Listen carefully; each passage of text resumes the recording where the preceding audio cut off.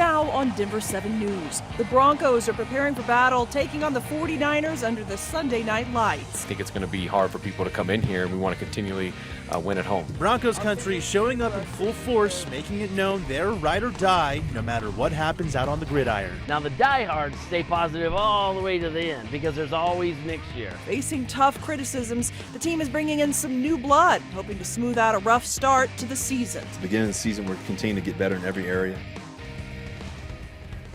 Thanks so much for watching Denver 7 News at 5. I'm Jacqueline Allen. And I'm Brian Wang. We're less than 2 hours away from kickoff here in Denver as the Broncos get ready to take on the 49ers in their first primetime game at home this season. And we have team coverage tonight at Empower Field. Colette Bordelon is out there with Broncos country doing a little tailgating. But first, let's get over to Broncos insider Troy Rank and sports anchor Nick Rothschild. Guys, the Broncos made a big change before tonight's game, and hopefully that means things are going to go smoother for them. Well, a big change, Jacqueline, that maybe not a lot of people recognize right up front. His name is Jerry Rosberg. He's an assistant coach, worked with the Ravens as recently as 2018, so he knows what a high-functioning organization looks like, Troy. But tangibly, what is Coach Rosberg's role going to be for Nate Hackett tonight? Well, specifically, Nick, he is going to be in Coach Hackett's headset, talking to him about down and distance, about scenarios, trying to keep Coach Hackett 2 to 3 plays ahead. Hackett admitted he was getting emotional and being the coordinator, not able to step back and be the coach. And remember, Rosberg did this for John Harbaugh. I talked to multiple sources who worked in Baltimore with him. They said he's a trusted voice, so it should help streamline the communication during the game. Well, hopefully they can sort out the communication quickly tonight because they've got a good 49ers team coming in here, and they're ready to move on to hopefully a win this week.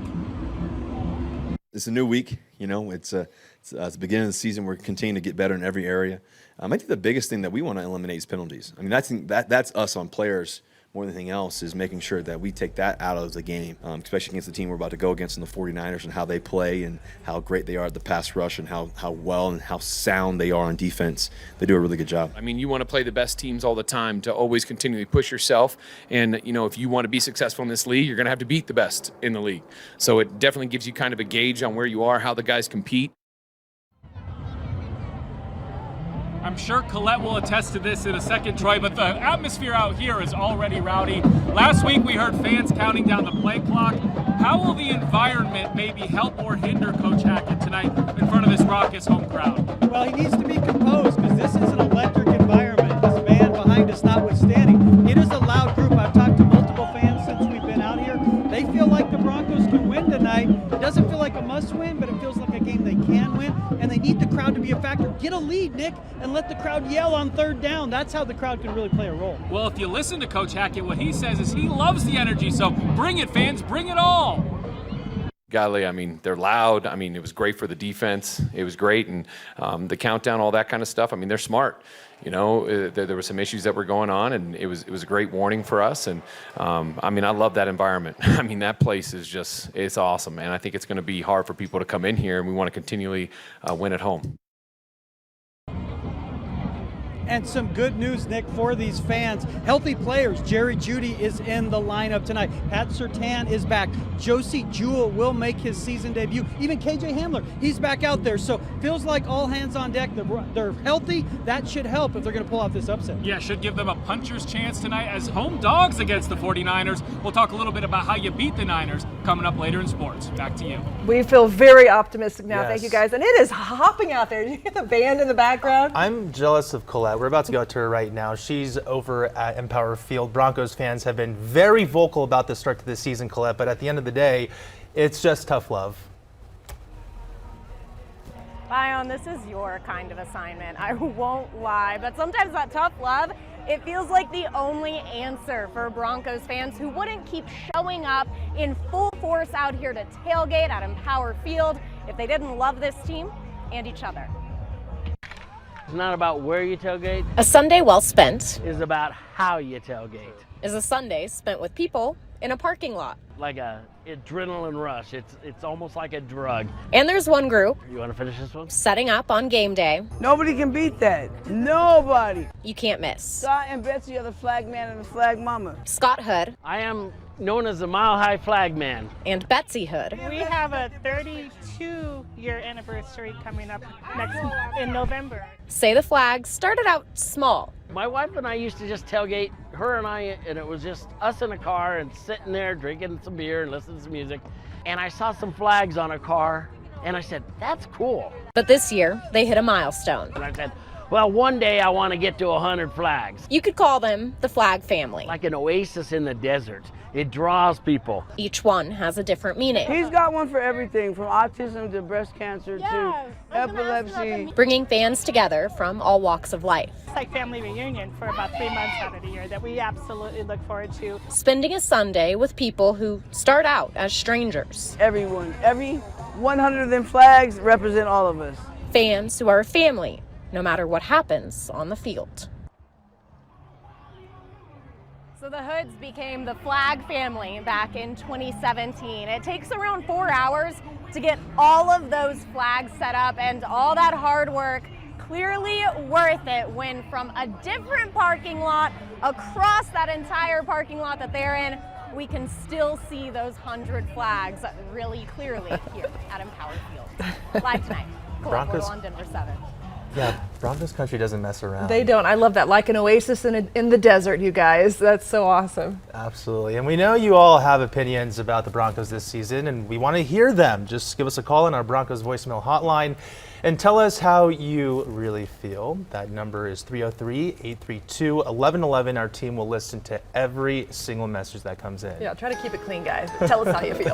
All right, we have the perfect weather today for pretty much all Denver sports if you plan to get outside and enjoy some tailgating. Meteorologist Stacey Dawson joins us now. Stacey, I think I saw some Broncos fans there taking a light jacket with them to the game. It's going to be a little cooler as the game progresses and the sun goes down, but outside today it has been absolutely beautiful. Our temperatures are in the 70s now. We're sitting at 75 degrees in Denver, 70s across the eastern plains, and we have 60s and 70s for the high country. So throughout the game, we'll go from 70s near kickoff to 60s at 8 p.m. and we'll stay in the low 60s by 10 p.m. with partly cloudy skies. So a really nice evening for the Front Range for our Bronco game. We have a few scattered showers into southwestern Colorado. Otherwise, across the rest of the state, it will remain dry for the rest of tonight. So some nice weather taking us through the rest of this evening, whether you're going out just out on the town or hanging around having some dinner somewhere or going to the Bronco game. Fabulous weather ahead. We'll talk more about what the rest of this upcoming week holds on our 7-day forecast in a few minutes. Stacey, we'll see you soon. Aurora police are investigating after one man was killed and another was injured in a shooting. This happened around 1:30 in the morning in a parking lot near South Chambers and East Ilift that is. Both men were taken to the hospital where one of them died and the other is suffering from serious injuries. Multiple cars in a nearby business were damaged by the gunfire. Police have not made any arrests yet. And we are just learning today that Clear Creek County Under Sheriff Bruce Snelling passed away at his home last night. The Jefferson County Sheriff's Office tells us that Snelling was found unresponsive and that life-saving measures were not successful. They say there was nothing suspicious about his death. He was 60 years old. Sheriff Rick Albers said in a statement that Bruce loved his Clear Creek family and was proud of the employees he commanded and the community he served. Snelling served as undersheriff and spokesperson for Clear Creek County since 2015. A new report finds the city of Denver failed to spend hundreds of thousands of taxpayer dollars set aside for a program to help police officers respond to mental health calls. Denver 7's Brennan Richards spoke to the city auditor about his findings and what needs to change. A new report by Denver Auditor Timothy O'Brien accuses the Denver Police Department and Department of Public Safety of mismanaging hundreds of thousands of taxpayer dollars. O'Brien recently released a 48-page audit detailing his findings. One of the things that we look at is certain contracts and how the city complies with those contracts. O'Brien says the Denver Police Department failed to live up to its agreement by not spending $383,000 in grant money that could have been used on mental health services, including the city's co-responder program. In 2018, Denver voters approved a quarter-cent sales tax to fund mental health services, including the co-responder program, which pairs licensed mental health clinicians with officers to respond to calls involving people with mental health challenges. O'Brien says the unused grant money accrued interest, and now the city owes $438,000 to the Caring for Denver Foundation, the nonprofit that distributes the taxpayer dollars through grants. The audit also accuses the city of making late payments to its service provider and using some of the grant money on things not allowed.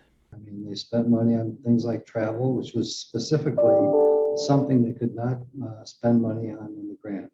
O'Brien says the city must do a better job managing money.